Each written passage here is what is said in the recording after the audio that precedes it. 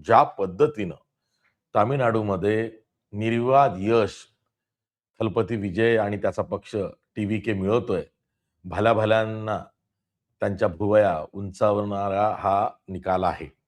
सर्वात महत्त्वाचं म्हणजे सत्ताधारी डी-एम-के आणि मुख्यमंत्री एम-के स्टॅलिन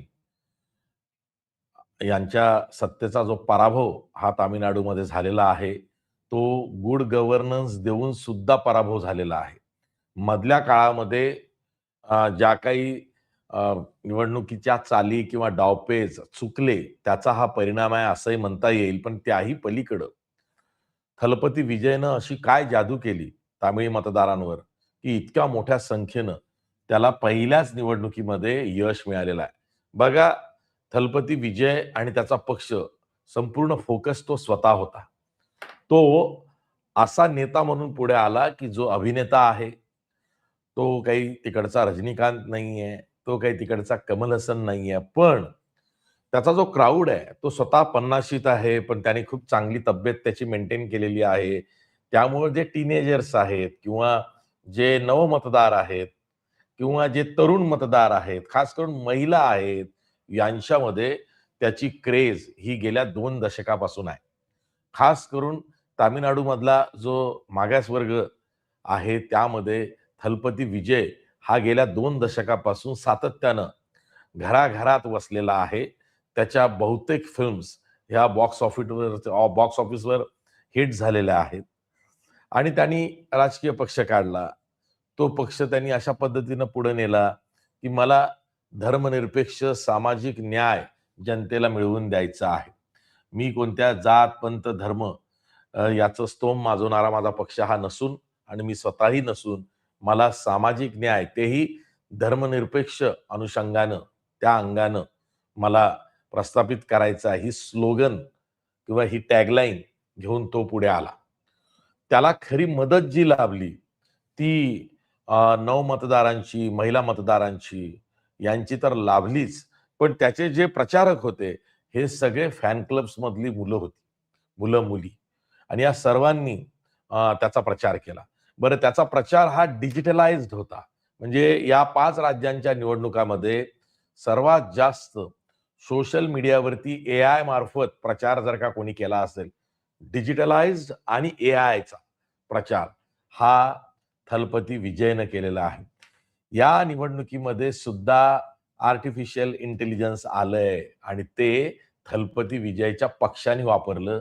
त्याची जी मतदार आहेत, त्यांनी ते वापरलं आणि खास करून तामिळनाडूमधला बेरोजगार असेल, तरुण जो वेगवेगळ्या पदवी आणि पदव्युत्तर शिक्षण घेतोय, असा तरुण, तरुण-तरुणी ज्यामध्ये अगदी किशोरवयीन मुलं-मुलांपासून ते तरुण-तरुणीपर्यंतचा क्राउड हा सगळा त्याच्या मागे आला.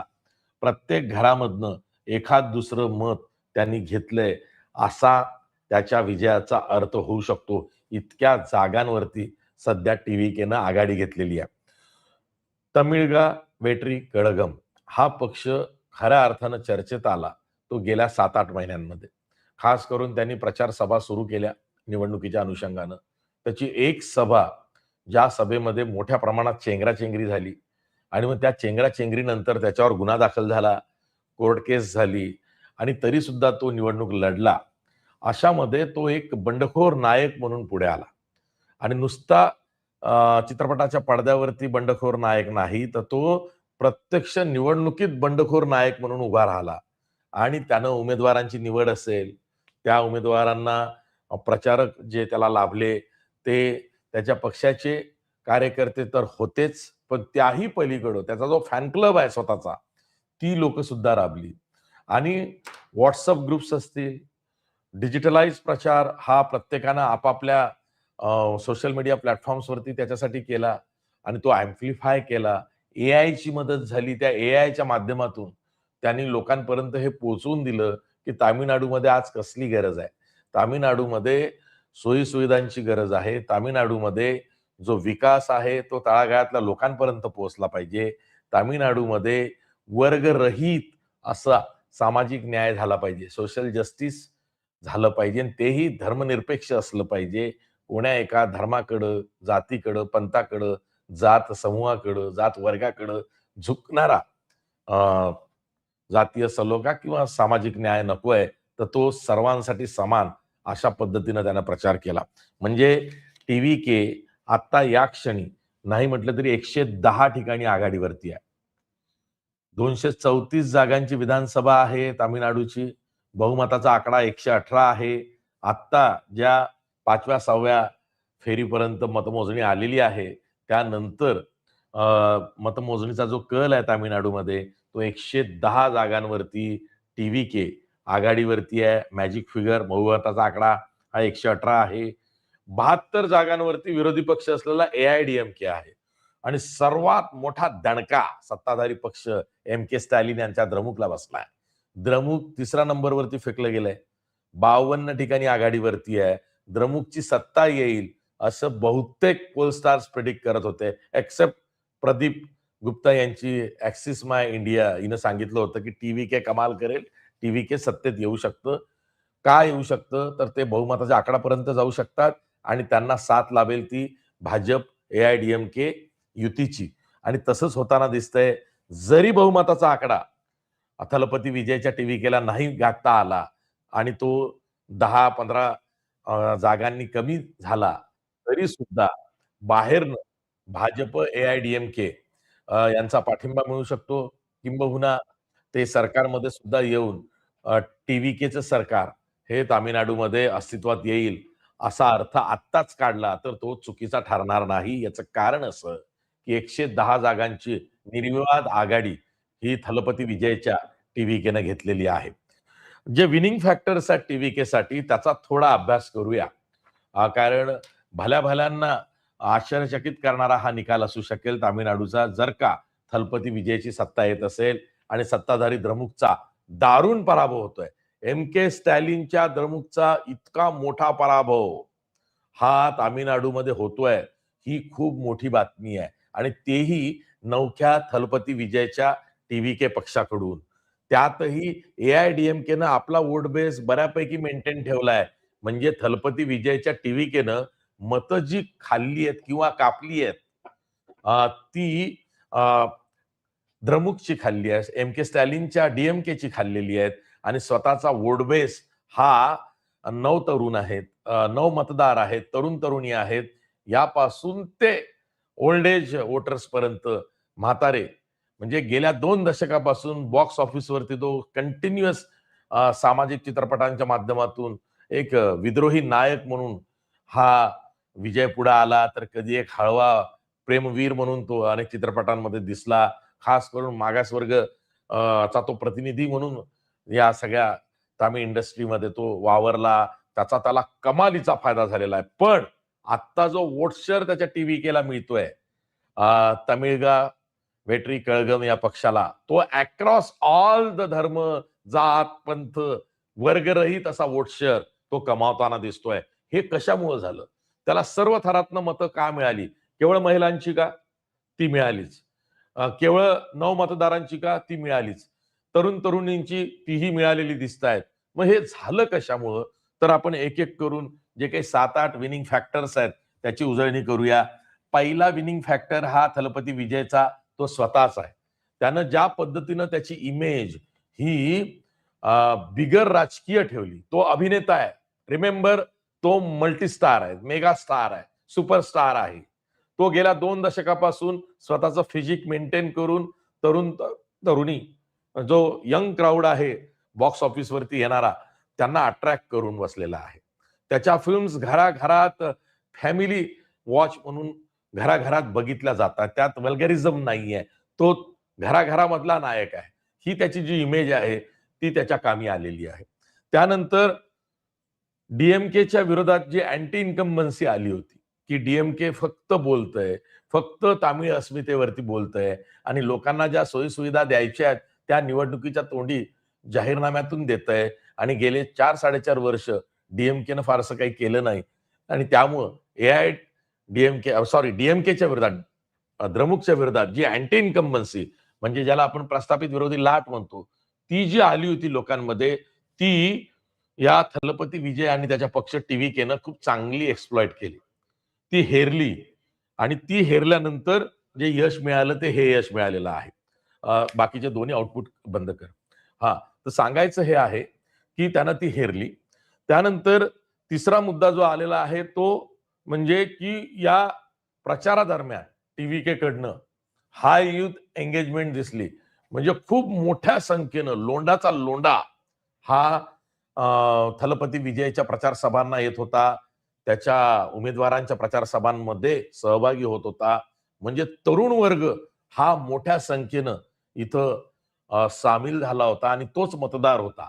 त्यामुळे ते त्यांनी खूप जपलं, की हाय यूथ एंगेजमेंट ही सोशल मीडियाच्या माध्यमातून, डिजिटलाइज प्रचाराच्या माध्यमातून कशी एकत्रित होईल, त्या पद्धतीनं त्याने कॅम्पेन राबवलं. त्याला एआयची मदत झाली. त्यानंतर कास्टलेस अपील केली, की मी कुठला धर्म, कुठली जात, कुठला जात समूह, कुठली जमात असं काहीही मानत नाही. मला फक्त आणि फक्त तामिळनाडू आणि इथली जी तामिळी भूमिपुत्रांची जी अस्मिता आहे, इथलं ती जपायची आहे. मला कास्टलेस अपील मी तुम्हाला करतोय. आपण वर्गविरहित, जातविरहित असा पक्ष घेऊन पुढे आलेलो आहोत आणि मला तुम्ही सहकार्य करा, असं अपील तो करत राहिला. त्याचाही परिणाम त्याच्या विजयामध्ये खूप झाला. त्यानंतर त्याची जी स्ट्रॅटेजी होती ती सोलो होती. एक खांबी होती. तो आहे तोच आहे. म्हणजे त्याच्यामध्ये एकतर खूप हाय रिस्क आहे. झाला तर हिरो नाहीतर झिरो अशी त्याची स्ट्रॅटेजी होती आणि तो खरंच हिरो होतोय. त्यामुळे 101% यश हे त्याचं एकट्याचं आहे. इतकी त्याची सोलो स्ट्रॅटेजी होती. ती नॉन अलायन्स स्ट्रॅटेजी होती. म्हणजे त्यानं कोण्या छोट्या-मोठ्या पक्षाला सोबत घेतलं नाही. स्वतःचा टीव्हीके आणि मी आणि माझे सहकारी आणि माझे मतदार असंच करत तो प्रचारात राहिला आणि त्यांनी आपले जे फॅन क्लबचं नेटवर्क आहे, ते खूप चांगल्या पद्धतीनं डिजिटाइज करून ते ग्रासरूट वर्कर त्यांना बनवलं, की तुम्हीच प्रचार करा. WhatsApp मेसेज, WhatsApp ग्रुप्स त्यावरनं सांगा, तिथं जा, इथे सभा आहे, तिथे मतदान केंद्रावरती मतदारांना आपल्याला आणावं लागेल असे इन्स्ट्रक्शन तो पास आउट करत होत्या आणि त्याच्या फॅन क्लब्सनी हे सगळं काही तंतोतंत प्रत्यक्षात त्याची अंमलबजावणी करून उतरवलं. त्यानंतर त्याचा फोकस हा जो राहिला, तो 2 गोष्टींवर राहिला. जर का आम्ही सत्तेत आलो टीव्हीके म्हणून, तर आम्ही भ्रष्टाचार रहित किंवा भ्रष्टाचाराचं निर्मूलन करू. अँटी करप्शन असं सरकार चालू, की ज्यामध्ये झिरो टॉलरन्स अगेन्स्ट करप्शन. म्हणजे इथे भ्रष्टाचाराला थारा नसेल, हे लोकांमध्ये बिंबवलं. त्याचबरोबर आम्ही चांगलं गव्हर्नन्स देऊ, गुड गव्हर्नन्स देऊ, चांगलं प्रशासन देऊ. मग आरोग्य सुविधा असतील, सामाजिक न्याय असेल, त्याचबरोबर कायदा व सुव्यवस्था असेल. यासाठी आम्ही गुड गव्हर्नन्स करू, हे लोकांना पटलं म्हणून मतदान झालं. त्यानंतर जसं मी आधी म्हणालो, की धर्मनिरपेक्ष सामाजिक न्याय, सेक्युलर सोशल जस्टिस हा नारा त्यांनी दिला. त्याचबरोबर घराणेशाहीवरती त्यांनी प्रहार आणि टीका केली, की आज एआयडीएमके असेल, डीएमके असेल, हे घराणेशाहीचे पक्ष आहेत आणि मी घराणेशाहीला थारा देत नाही. त्यांना तिकीट वाटपामध्ये सुद्धा घराणेशाही येणार नाही तिकीट वाटपात ते बघितलं आणि मग घराणेशाहीच्या विरोधातही त्यांनी प्रचार केला. त्यानंतर त्याचे जे फॅन क्लब्स होते त्यांनीच बूथ मॅनेजमेंट केलं, की तो WhatsApp ग्रुपवरनं, सोशल मीडिया प्लॅटफॉर्म्सवरनं आपल्या फॅन्सला सांगत होता, की तुम्ही फॅन क्लब करा. अमुक-अमुक ठिकाणी असं-असं मतदान आहे. त्यावरनं त्यांनी प्रशिक्षण दिलं त्यांना आणि तुम्ही त्या फॅन क्लबला तो ओळखतही नसेल, त्याला माहीतही नसेल, पण त्याचे फॅन्स त्याच्यासाठी राबले आणि त्यांनी मतदारांना बूथवरती म्हणजे मतदान केंद्रावरती आणण्यासाठी स्वतःहून मदत केलेली आहे. त्याचाही परिणाम हा टीव्हीकेला अर्थात थलपती विजयच्या पक्षाला झालेला आहे. ऑल ऑर नथिंग अशी गॅम्बल स्ट्रॅटेजी. मिळालं तर सगळंच, नाही तर काहीच नाही, निवडणूक गेली. पण आता ही निवडणूक आली आहे म्हणजे आता जे लेटेस्ट कल आलेले आहेत त्यानुसार 234 जागांपैकी नाही म्हटलं तरी आतापर्यंत 234 ही म्हणजे सर्वच्या सर्व जागांचे कल आलेले आहेत आणि टीव्हीके जो आहे त्याला 109 जागांवरती आघाडी आहे. थलपती विजयच्या बहुमताच्या आकड्यापासून आणखी 9 जागा तो दूर आहे. त्यानंतर जे एआयडीएमके आहे जो विरोधी पक्ष होता तो क्रमांक 2 वर आलेला आहे. 72 ठिकाणी आघाडी आहे आणि सत्ताधारी द्रमुक आणि काँग्रेस आघाडी जी आहे ती मात्र सत्ता त्यांची जाते आहे. ते अगदी बॉटमला आलेले आहेत. 52 ठिकाणीच आघाडीवरती आहे. म्हणजे all set clear, all picture is clear in Tamil Nadu. Thalapathy Vijay could be the next CM, chief minister, असं आत्ताचं चित्र आहे. आणि एआयडीएमके भाजप त्याला बाहेरून पाठिंबा देतं की आतमध्ये जातं सरकारच्या, ते बघायचं आहे. मला असं वाटतं की आज 6:30 वाजता पंतप्रधान नरेंद्र मोदी दिल्लीच्या भाजपच्या मुख्यालयात येत आहेत विजय साजरा करायला. तेव्हा नक्कीच थलपती विजयला पाठिंबा देतील आणि थलपती विजय हा तामिळनाडूचा पुढचा मुख्यमंत्री होईल असं दिसतंय. आता आपण जाऊया ते पश्चिम बंगालकडे. पश्चिम बंगालमध्ये सुद्धा 293 जागांपैकी 288 जागांचा कल हाती आलेला आहे आणि भाजपनं निर्विवाद आघाडी घेतलेली आहे. बहुमताचा आकडा पश्चिम बंगालमध्ये हा 148 चा आहे. भाजप या क्षणी जिथे मी बोलतोय तेव्हा 181 जागांवरती आघाडीवर आहे. आणि सत्ताधारी तृणमूल काँग्रेसची सत्ता ही जवळ गेल्याच जमा आहे. जर का आता 7-8 फेऱ्या झालेल्या आहेत तोपर्यंतचा कल हाती घेतला तर. ममता बॅनर्जींची तृणमूल काँग्रेस ही 104 जागांवरती आघाडी मिळवून आहे आणि बहुमताचा आकडा हा खूप लांब आहे. 44 जागा ममता बॅनर्जींपासून लांब आहे. मी जसं तुम्हाला मागेही सांगितलं सकाळी की 294 जागांचा जर का विचार केला आणि 2021च्या निवडणुकीचा निकाल लक्षात घेतला तर तेव्हा भाजपनं 77 जागा मिळवल्या होत्या आणि 38% मतं मिळवली होती. 77 जागा, 38% मतं भाजपला 2021ला मिळाली होती. पण 200हून अधिक जागांवरती क्रमांक 2चा पक्ष भाजप होता. त्याच्यामुळं यावेळेस जेव्हा निवडणूक लागली तेव्हा 213 जागा ज्या तृणमूल काँग्रेसला मिळाल्या होत्या आणि 70हून अधिक जागांवरती क्रमांक 2चा पक्ष तृणमूल काँग्रेस ठरला होता. त्यांना 48% मतं मिळाली होती. याचा जर का ढोबळमानानं अर्थ काढला तर 10% जो गेन भाजपला मिळवायचा होता ओव्हर तृणमूल काँग्रेस, तो मिळवून तृणमूल काँग्रेसला पार केलेलं दिसतंय भाजपनी. म्हणजे 200हून अधिक ठिकाणी रनरअप जागा ज्या होत्या, दुसऱ्या क्रमांकाच्या पराभूत जागा ज्या होत्या भाजपच्या, त्या भाजपनं आता विजयामध्ये त्यांचं कन्व्हर्शन चांगल्या पद्धतीनं केलेलं आहे. म्हणजे मागच्या वेळेच्या मिळवलेल्या 77 आणि पुढच्या ज्या त्यांच्या वाढलेल्या दिसतायत, आत्ताच 183 पर्यंत आकडा जातोय. म्हणजे 100हून अधिक जागा ज्या वाढलेल्या दिसतायत, त्या क्रमांक 2च्या 200हून अधिक जागा ज्या हरल्या होत्या, क्रमांक 2च्या जागा होत्या, त्यातनं त्यांनी गेन केलेलं आहे.